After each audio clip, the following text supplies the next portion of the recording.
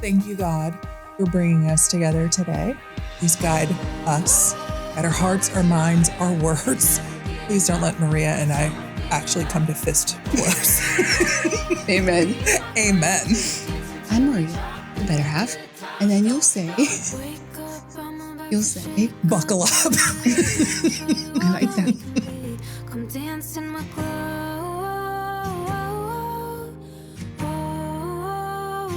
Centered. Oh, boy. Hey, guys. Oh, yeah, that's right. Hey, guys. I'm Jeanine. And I'm Maria, the better half. Whatever.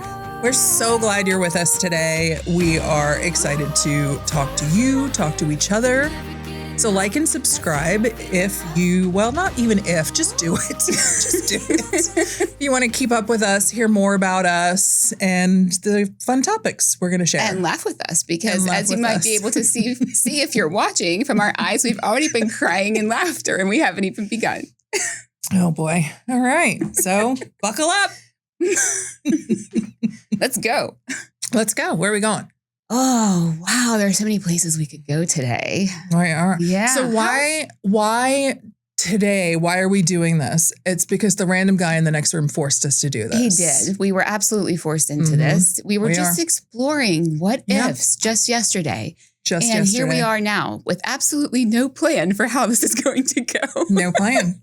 So we'll just keep laughing through it. You know, with that said, we have been talking about this for about a year. So it's about time we're here. Yes. I also was thinking for some reason this morning that it feels a lot like the jitters you get before the first kiss. We are not kissing today. We are not. Just for anyone listening, we're definitely not kissing. That's not happening. But you feel all nervous but excited and you kind of know that it could suck, but you're still ready for it. That's a good description. I mean, I'm hoping it's better than a first kiss. I hope it doesn't suck. Yeah. That would be okay. That would suck. That would so suck. It would. Yeah. So how are you feeling about being here? I am excited. I never thought I was a procrastinator until yesterday when we were going through kind of like these timelines and trying to put things in place. Like, we got to do this. We got to do this. And then the terror that struck in me when he was like, so come back tomorrow. Terror. That's a big word. It was this moment like, no, we can't. But then I looked at my calendar. There was no reason why I couldn't. You had no excuse. There was no excuse. And so being here now and feeling like, yeah, it's time. It's time. Okay. And I know you want me to say this, so I'm going to say it. Why? Why is it time? Because I need an audience. I got to it before you did. Okay. All right. I was trying to get there organically, but I'm glad you just went with it. Yeah. So Jeanine and I have had many conversations about starting this podcast, as we said. And when we talk about our why behind it, oftentimes Jeanine will say, I just feel like I need an audience. And I got shit to say. You have shit to say. I think we both have shit to say. Now, how big the audience will be is to be seen. It could just be me, which you've told me I'm your best audience. You are my best audience. Hopefully you're okay with that. Now I just have a mic in front of me. Yeah, I kind of like it. I also like the separation of this table. I think from early on, the today conversation where you felt like we were being a little combative, maybe we need some space. Yeah. Have we spent too much time together? Not enough. Not nearly enough. Okay. All right. And so truthfully, this is just for us. Exactly. So if people are watching, great. Thank you. Welcome along. But if you're not, we're still having a good time. Yeah. Probably costs more than just a regular good time. It's okay. But so be it. And I think that's prostitution. When you have to pay for a good time. Back up. So those of you listening will hear me say that quite often to Jeanine because her filter is non-existent. But we'll see how this goes. Well, we should have tissues. Indeed. Where are the tissues? Yeah, that's a good note. We need to remember to bring tissues. Or a hanky. Nobody carries hankies anymore. It'd be fun to have a hanky. Let's bring it back. So someone in my family used to, I'm not sure about anymore, but when I was growing up, used to carry a hanky everywhere. Yeah. And I found it to be so disgusting. Why? Because the hanky was used to blow your nose over and over and over again. They didn't wash it? All day. all day. So you're carrying around a rag in your pocket that you're blowing your nose in over and over and over again all day. You have a way of describing things that, I normalized at some point and now can't even imagine. Like, ew. See, this is where my rebellion started. It was with hankies. No, it didn't. Come on. Was it that like, ugh? Yes. I remember my grandpa having a hanky, and there was something so definitely nostalgic, but something so caring that, the minute, because right now I have a little sniffle, and that he would automatically produce his hanky. So he would give you his booger-laden hanky? You are something else. I'm just saying, that's what he did. You just tarnished the memory of my grandpa. Wow. Hey, maybe that's what made you feel close to him. That's all that matters. Yeah, his boogers. Yeah, sure. Yeah. Sure. You've tarnished my memory. We all have our things. Never called him Paul. Now he's Paul. Now he's Paul. Because I grew up on Grandfather Mountain with John Boy.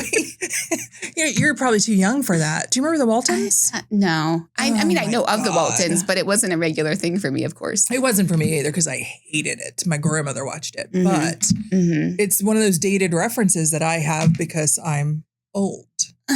Well, it's all relative, I suppose. It is, because you'll get there too. You will, unless you die. You'll get there. Okay. All right. All right. So, Maria, back to you. But no, seriously, in anticipation of this podcast, we have had conversations about our personalities, right? Mm-hmm. And we both have kind of similar, but also pretty different personalities in different ways. We both consider ourselves to be introverts. Yes, for sure. Which is very interesting to me as it relates to you because of how you show up with others. Okay. It's very extroverted. Are you okay over there? I'm good. Okay. Very extroverted, very personable, very much like someone who enjoys being around people, wants to care for people. Mm-hmm. Is that how you see yourself? Sorta. Okay. And so, I know where you're going. And the introversion, extroversion thing is really about energy and I just find people very draining. And so I can do those things. And it's important to me to care for others and to do all of what you described. And so I love the fact that you see me that way, but it takes a lot for me. And so when I'm, done talking to you right now, you're in my house, right? So I love that you go to your room and you're done because then I can be done. I don't have to talk to you anymore. I hate talking on the phone. People call me, I'm like, just freaking text me. It's the worst. By the way, I'm working real hard on the F. I'm not I've never been an F word I didn't like. And so I'm going to really, really try for this. I'm going to try to use freaking. But anyway. Be real. Okay. I am really conscious of the fact that if I don't have to be around people, I'm going to choose not to be around people. Okay. So that I don't like people. I just like them in containers. Ooh. What kind of containers? Well, I want them to get air. I don't want them to die. Okay. But if I know I'm going into a situation where there's going to be a lot of people, I have to work myself up to that. Same. And the minute I walk in the door, I'm on. I can turn it on. I can be there. I can do all the things. But if I had the choice to not have people, I would probably do that. That's the part that's different about us. That's so interesting because you are able to turn it on so easily. And it feels when people are around you, they feel that it's natural. Yeah. They feel that energy from you. It is. They gravitate towards you. They want to be with you. You're personable. You're funny, all of the things. Whereas for me, I associate with being an introvert too. I am an introvert. Same thing as you. Energy gets very low. I have to work myself up to it. Networking takes a lot of work for me to actually do. Where's that word? It's the worst word. It's the worst word. But as a business owner, I have to do it. So I have to work myself into those scenarios. But I by no means walk in the door and have that experience. I walk in the door feeling like I'm almost frozen. Okay. And I have to kind of, oh my goodness, who am I going to talk to? What are we going to talk about? And for me, the worst thing is walking into one of those networking events where everyone else knows each other And It's the recently, worst. I had an experience recently where I walked into one and there were small pods of people talking everywhere because they knew one another. And there's me sticking out like a sore thumb. What do you do? Do you stand against the wall? Well, What do you do? What would you do? I force myself to identify in the crowd who looks like somebody I would like. And I know that sounds crazy, but I can usually, maybe it's because I notice that there's a lot of laughter coming from a specific pod, or they're very engaged and passionate. They're moving. They're doing this instead of the, like that. I can't, you see some people that are just kind of standing still and they're having conversation with somebody and they look like me. They'd rather be anywhere but there. Well, that's what I was going to say. Maybe those are the people you would relate to because the then most. I have to really, then I feel like this anxiety takes over where I become this stupid, blathering idiot where I'm like, blah, blah, blah, blah, blah. I try to fill all the space. But instead, if I go to a pod or triad, whatever, of people that are already animated and already carrying their own conversation, then I don't have the pressure of trying to carry it. Okay. But I do always feel it because I've been a leader for so long. Yeah. When I'm conducting meetings or whatever, I feel like I have to fill all the space and bring everybody along. And so even in a social situation, my leader brain kicks in and I feel like, oh, I got to now carry everybody here too. Where instead I can take a back seat. You know what I mean? I do know what you mean, but it's an interesting parallel to another aspect of you that I happen to know about. Should we change the name to Talking About Jeanine? Yes, we should. Maybe we should, because you're a good story. I've got so many stories. But listen, you are a fixer. Yeah.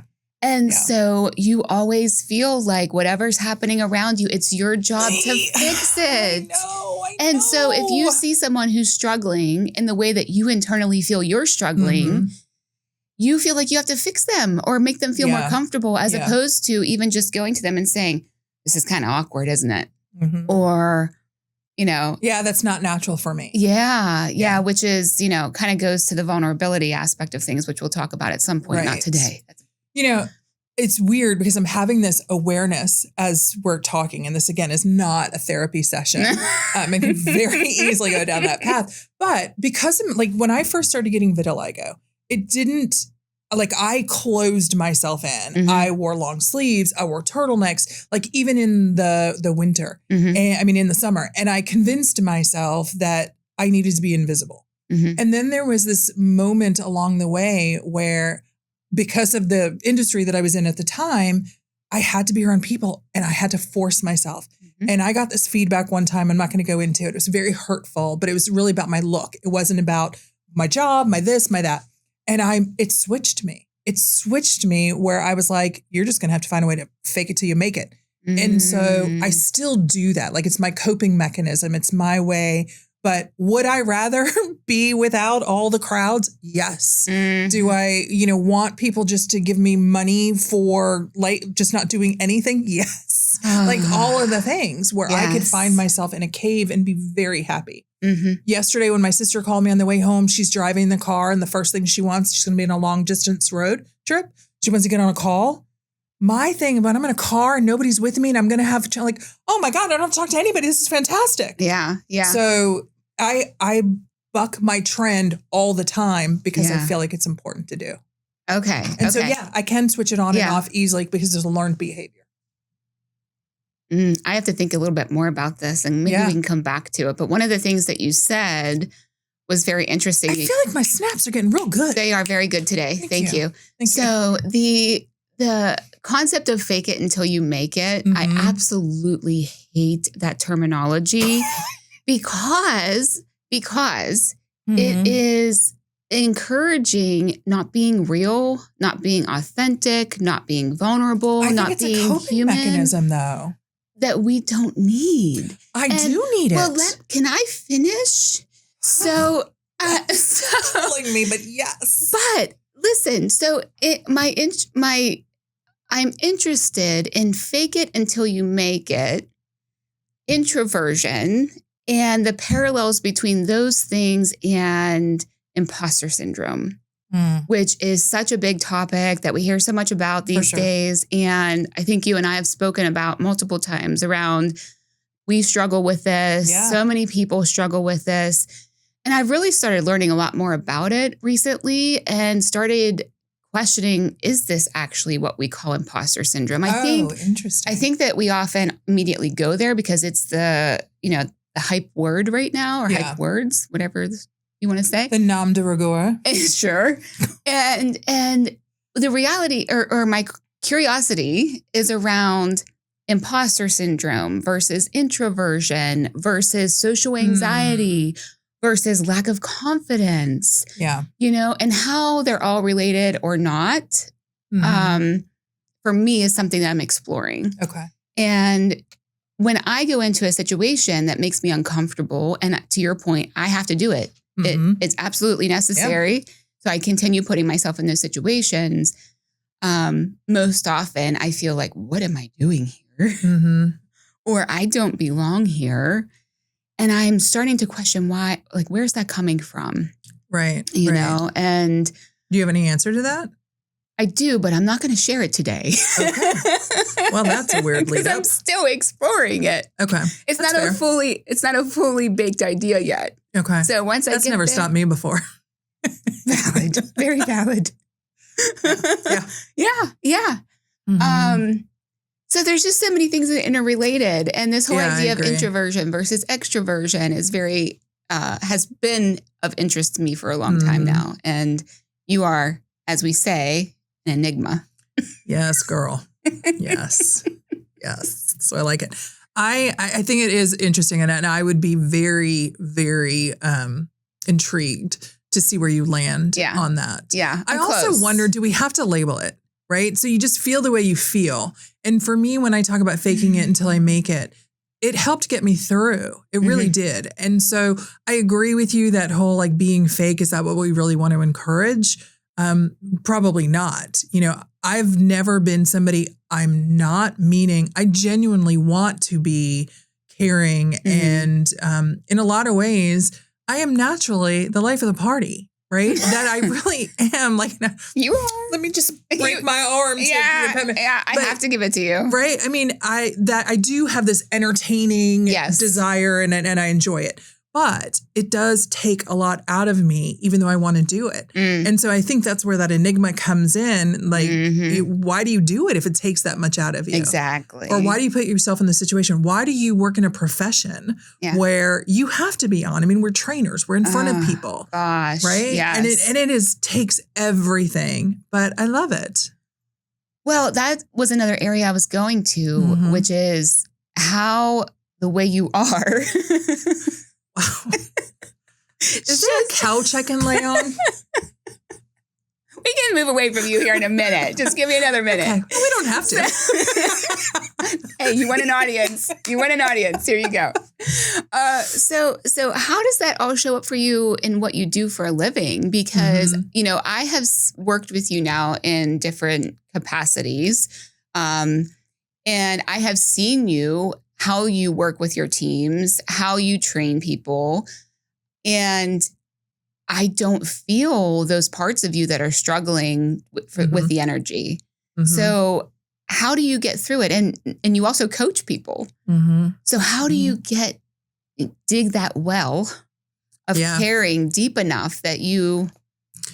I am really good about getting my rejuvenation. Okay. Like, I'm really good about knowing when I need to unplug. I mean, as you know, I went on a cruise and I was in a room with 3 other people. And my biggest concern was, we are not going to be friends when this is over, because they're going to see the side of Jeanine that doesn't have that place to recharge, that single space that's hers. And so I found ways, and thankfully I can tell you we're all still friends, but it was tough at times because I also then appeared like I did not want to participate in the things that they were doing. And so, like, with my team... You didn't just appear. You didn't want to, right? Absolutely. I did not want to at all. At all. I wanted to read my books. Yeah. And I wanted to find a place to do those things. But with my team, I can't do that. Well, can I pause there for a second? I'm really curious about this. Were you able to say to them, and do they know you enough to know that you need that? So you could say to them... Did. Guys, this is too much for me. I have to go read. And they'd be okay with that? Yeah. Steph knows me well enough that because it was a surprise for her. And so when she heard that, I was the extra person on the cruise, she was like, oh my God, I'm so sorry. Did my sister force you? Did you tell her yes? Yes, Okay. I 100% told her yes. But then because to the other thing that you acknowledged about my need to like fix, Yes. I didn't want her to start worrying about me on the trip. The trip was for her. And so I didn't want her to think about. And so I just told her, I was like, Steph, listen, I'm going to go off and I'm going to do my own thing. And I'm perfectly comfortable with that. Like, I don't want you to feel like you have to entertain me. She's like, nope, I know you. Yeah. I know you'll do your thing and we'll meet up later. And so we've known each other a long time and she gets me, which, is really helpful. It's the best kind of friends. They're the best kind of friends. Yes. So, and she's the best. And you get me and I get some of you. But yeah. Okay. What parts of me do you not get? Let's pause that. Okay. So as far as my team is concerned. You still want to talk about yourself, which is okay. I'm going to get back to you. I wanted to finish this thought. I know I have a job to do and that they need me more than I need that alone time. Like I know that I will get that later on. Like work is a finite number of hours and I can be what they need for me to be for that time period. Okay. As long as I know I have my drive home or I have this. And that's the other thing. Like not having people, like a big family at home is helpful to me. Because if I had to then go home and be there for my husband and be there for my kids and be there for, I couldn't. Yeah. And so I think one would suffer as a result of those things. Yeah. Yeah. Okay. So now about you. No, we're not done yet, actually. So last night we had a conversation about this topic to an extent, and the words that were used were let me hear them. Were more along the lines of I don't like people. Yes. No. I very clearly said I don't not like people. I just don't like being around people. So it was very clear in the conversation that you generally speaking don't like people.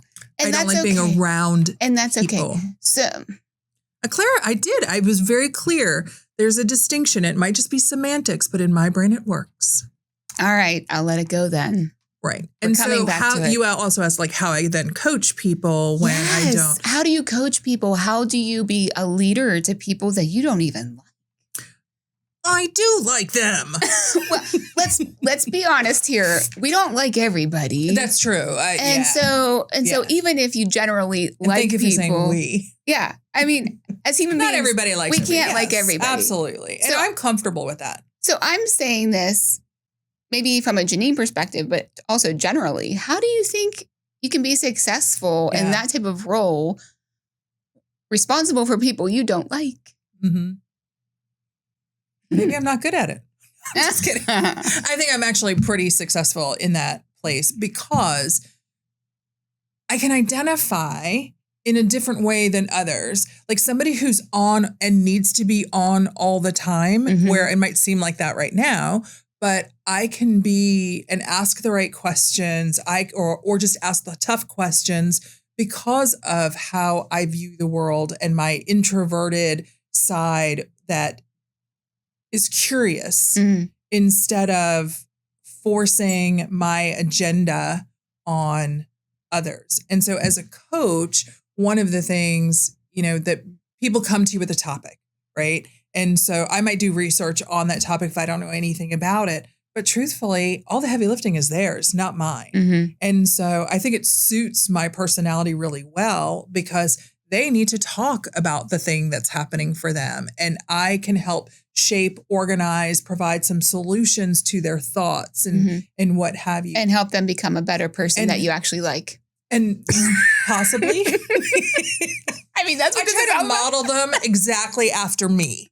And so I give them the tools to become me. Is that why you started your coaching practice? Exactly it. This is how you have the biggest impact on the world. I mean, listen. Let's be clear. Isn't God, here we go. Isn't that what you say? Let's be clear. Let's be clear or let's be honest. Let's be clear. But I said let's be honest here. So it's a ChatGPT phrase that is driving me crazy these days. Let's be because clear. People who continue posting their posts. You have so much energy. Yes, let's talk about it. I have a hole in my pants. I'm so sorry to hear that, but it's okay. I promise you no one can see it. I know they can't. And it's not in an intimate place. I just ended up touching my leg and I was like, how can I touch my leg? Why are you touching your leg? I just touched my legs. I was going to say myself, but that didn't sound really good. weird.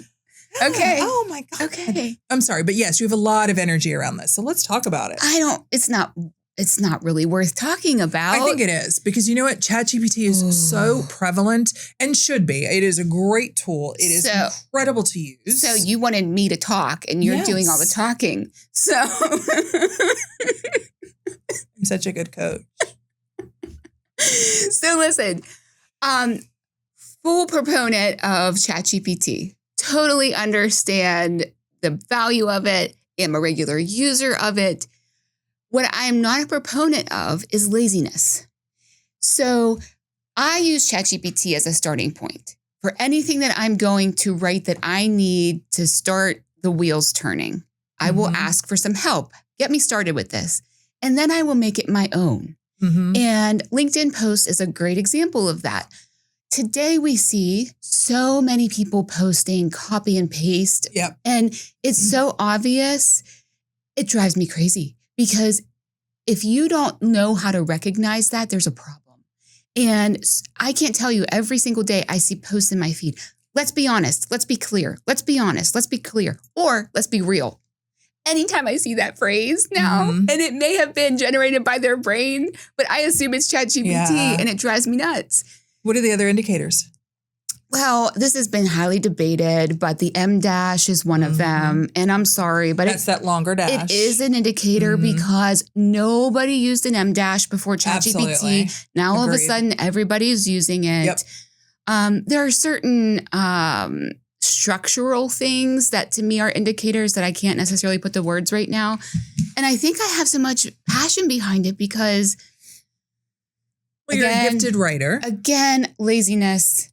Again, inauthentic. I think that's really the core of it. It feels fake to me. And I don't like feeling like someone is trying to pretend they wrote something they didn't. I don't like that feeling. Yeah. And partly because I value writing so much. So, and words and putting effort into those words so much that it just, I scroll right by and I oftentimes, I want to say something. And sometimes you do to me. I'm saying it right now. Yeah. Well, and you have sent me posts or said comments like they 100% did not write this. Yeah. And you start seeing people who have either never posted on LinkedIn before, who suddenly post every single day these long diatribes. Right. Or people who we know because we've worked with them before, either individually or collectively, who suddenly have these like beautiful or inspirational things to say. And they are not eloquent people. Who are not either eloquent nor caring. So don't pretend that it's all about the pretending. That's what it is. Yeah. That's what it is. Fake it till you make it, baby. I'm just kidding. Just kidding. I'm not trying to set you up. But no, I agree with you. I think, it is a great tool.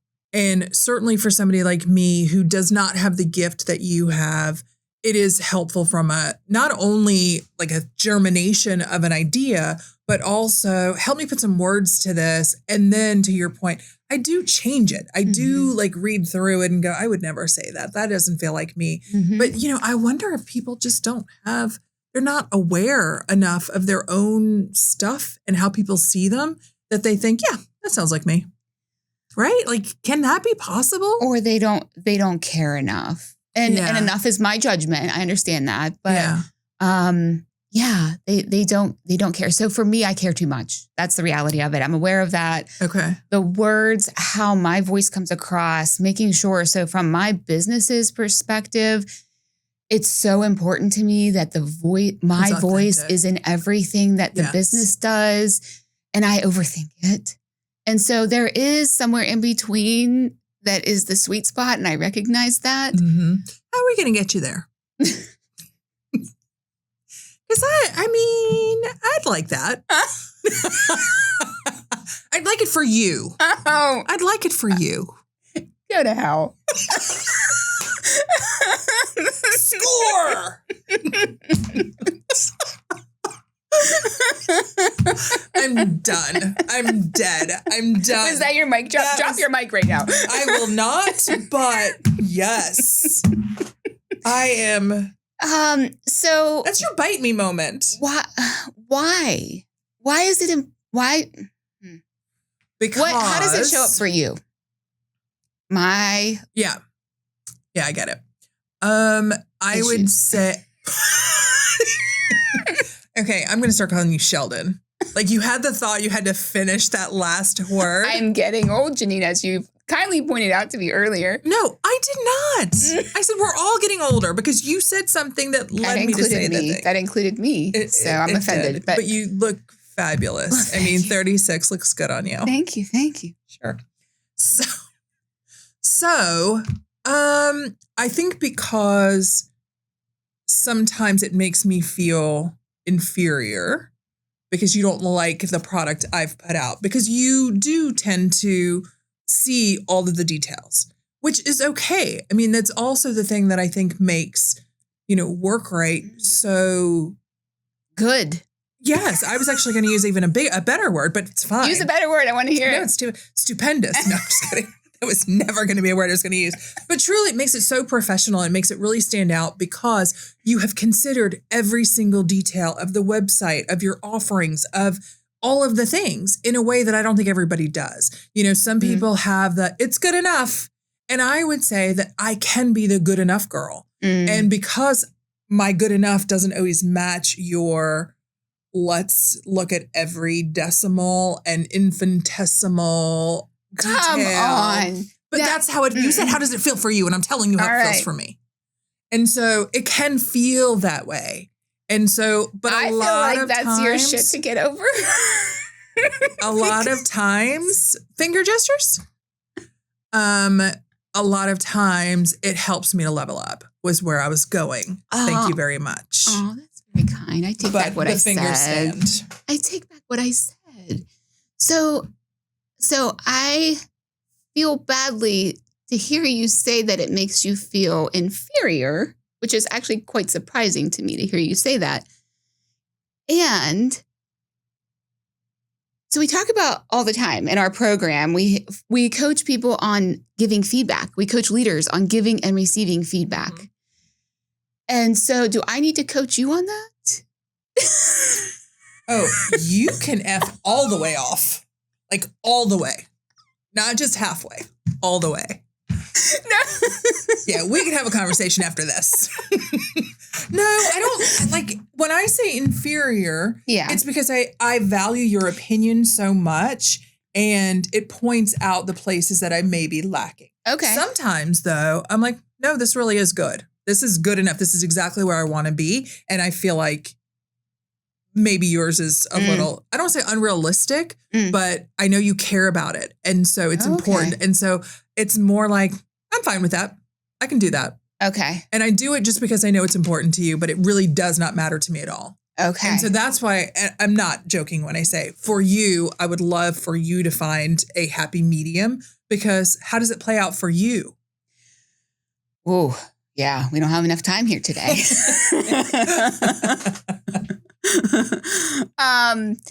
Yeah, it's a lot of pressure. It's a lot of pressure on myself. I've never, and I don't think that anyone who knows me would use the word perfectionist for me. I do not consider myself a perfectionist, except in certain areas.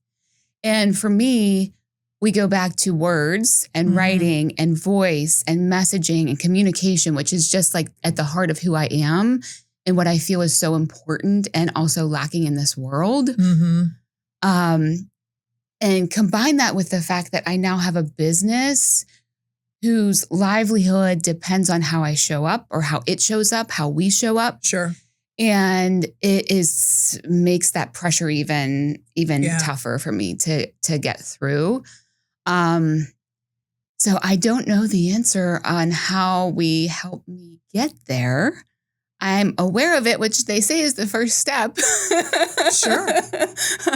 The challenging part is I am aware of it, but I'm also good with where I am. Meaning I feel like it's a standard I'm happy with. Mm-hmm. So until I get to the point where it's so restrictive or limiting Yeah. or problematic for people who are working with me, Mm-hmm. I don't know that it will change. Yeah. That's the And, reality. I mean, you're aware of it. Now, with that said, I think for me, the super important part is understanding my approach. So, you know, when you say I feel inferior, I automatically think, how have I made you feel that way? Mm-hmm. Or what have I said, done? Is it just the matter of the fact that I'm asking for changes? Or is it how I'm asking for changes? Mm-hmm. Because that part I can absolutely control and do Right. something about. And never, ever is there ill intent. Never is there intention to sound mean or condescending or all of those Mhm. negative things. And so that's my curiosity right now is, do I need to change my approach? Yes. No, I'm just Not kidding. the if, but the how. Yeah, I think it's a really good question. And it's not one we are going to be able to unpack and solve and do all of those things Mhm. for, nor would I want to. I'm not in, whatever. Yeah. I think sometimes, just in general, not even about this, I have a need to, like you mentioned, fix or adjust, but it's not always about me or about you. It's about my shit that comes up when you say or show that something isn't the way you want it to be, right? And so I think sometimes it's not even your delivery. It's how, like, what my internal shit is. Your interpretation. Yes, Yeah. that creates that moment. And so it's not always about you or about me or whatever. And so acknowledging that and, knowing where you are and where I am is important. And we care about each other enough that I don't typically take it personally. I might look like I am and maybe I need my moments, but then I get past it. Intention is everything to me. What I hear you saying is going back to what I originally said, which is it's your shit to work on. Again. I mean, that's what I hear you saying. I think that is a bullshit, callous kind of way to approach it. But that's fine. If that's the way you want to land, because I do think we need to wrap it up. But if that's where you want to end this statement, fine. To be continued. Dun, dun, dun. It's the worst. It's the worst. It like brings back trauma. Let's talk about that maybe next time. Yeah, for sure. So talk about next time. Oh, next time. Yeah. So we're going to, wrap it up here. I hope that, whoever's watching, if there is anybody, enjoyed themselves. I know I enjoyed myself. How about you? That's all that matters. What'd you think of I had a very good time talking to you, as I always do.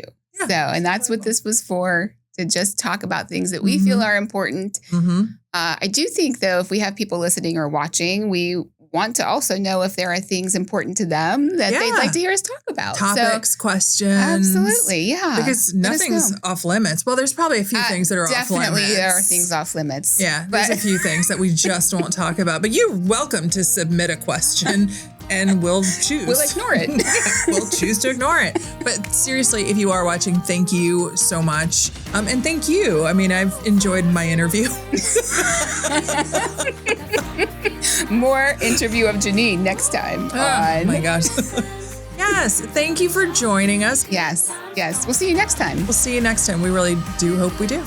So, all right. Thanks, Maria. Bye. Bye.